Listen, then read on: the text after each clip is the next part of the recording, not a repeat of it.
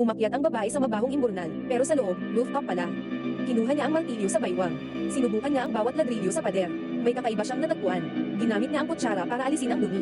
Tinanggal niya ang ladrilyo, may natagpuang sulat. May mga numero na nakasulat, hindi niya alam ang gamit. Tumalon siya sa lawa, paglabas niya sa tubig. Tuyo na ang damit niya. Nakakita siya ng mga pintong pareho ang kulay.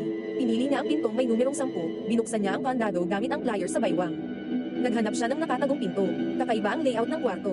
Sa likod ng isang pinto ay storage room. Tumingin siya sa paligid. Nakita niya ang pinto sa itaas niya. Hinayla niya ang keyboard mula sa hangin.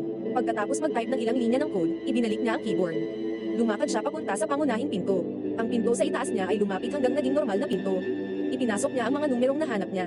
Pagbukas ng pinto, nakakita siya ng kastilyong nakatago. Naghanap siya sa iba't ibang kwarto ng kastilyo. Pagliko niya, bigla siyang nadismaya. Nahulog ng lalaki ang bote sa kamay niya. Kinuha niya ang bandila sa lupa. Hackang competition pala ito. Bawat linya ng code na tinatype niya ay katumbas ng isang IC sa hackang competition. May flight concept. Ang unang makakuha ng bandila ang panalo. Matagal nang naghanda si Sarah para sa kompetisyon. Dahil ang mananalo ay may pagkakataong magtrabaho sa communications headquarters. Nadismaya si Sarah. Nakita niya ang nanalo. Naiinggit siya. Bihira ang ganitong kabilis na hacker. Naniniwala siyang mapapansin siya ng headquarters. Pero napaka-aloof ng lalaki. Para sa kanya, sayang ang oras sa casual chatting. Pero nakatanggap pa rin ng magandang balita si Sarah. Binuksan niya ang pinto ng kanyang ama. Sinabi niya ang magandang balita na natanggap siya sa trabaho. Hindi niya sinabi sa kanyang ina dahil tanging ang kanyang ama lang ang nakakaintindi sa kanya.